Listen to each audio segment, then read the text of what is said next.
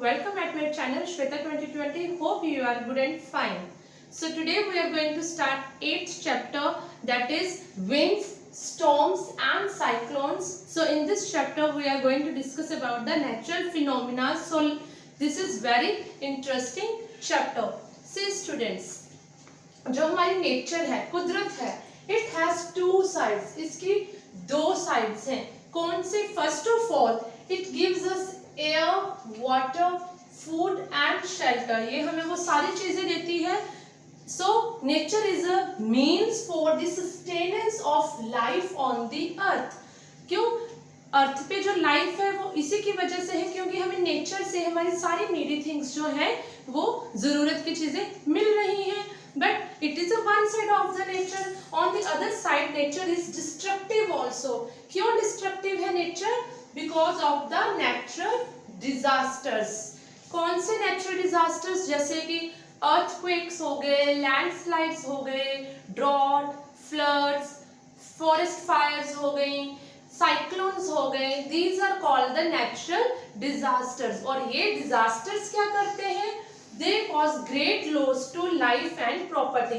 इसमें प्रॉपर्टी का और लोगों की जो लाइफ है, डेथ्स भी बहुत सारी होती हैं. सो बहुत ज्यादा लॉस होता है हमारे ह्यूमंस का. सो नेचर जो है हमारे लिए अच्छी भी है, हमारे लिए सारी चीजें प्रोवाइड भी करती है और it is destructive also. But mainly in this chapter हम जो है कुछ नेचुरल डिजास्टर्स जैसे कि थंडरस्टॉर्म्स, टॉर्नेडोज एंड साइक्लोन्स, इनके बारे में स्टडी करेंगे and how these will occur and why these are destructive in nature. ये क्यों डिस्ट्रक्शन करते हैं. But before doing that let us first understand that what is air, what is wind and what are the properties of the air. Why? Because all these destructions, ये जो natural disasters हैं, they happens because of the wind. Clear? So first of all हम air और wind के बारे में जानेंगे कि ये होती क्या है. सी स्टूडेंट्स, सिंपली जो है हम नॉर्मल लैंग्वेज में एयर को और विंड को बोल देते हैं हवा. तो इट मीन्स ये दोनों सेम थिंग्स हुई. But no, these are not the same things.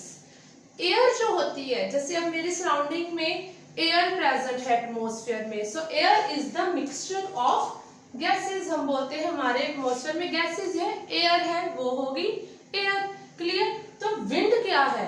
Wind तब एयर को बोला जाता है जब हम कहते हैं देखो बाहर हवा चल रही है.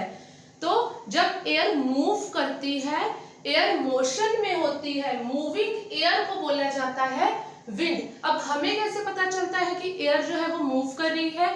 वो हमें पता चलता है बाय आवर आईज. हमें नजर आता है.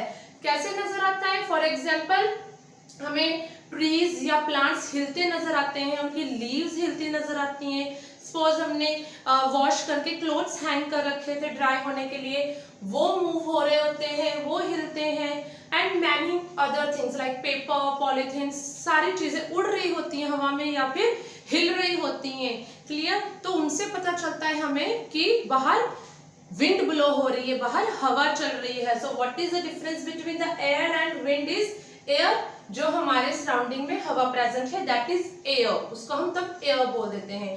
बट जब वो एयर मूव करती है, तेज मूव करती है या स्लो मूव करती है, मींस एयर मोशन में होती है, वो रुकी हुई नहीं है. So the air in motion, तब उसको विंड कहा जाता है कि see the wind is blowing. और वो हमें पता चलती है चीजों के हिलने से. So this is about air and wind. And don't miss my next video of this chapter, जिसमें मैं आपको एयर की बहुत ही इंटरेस्टिंग प्रॉपर्टीज के बारे में बताऊंगी.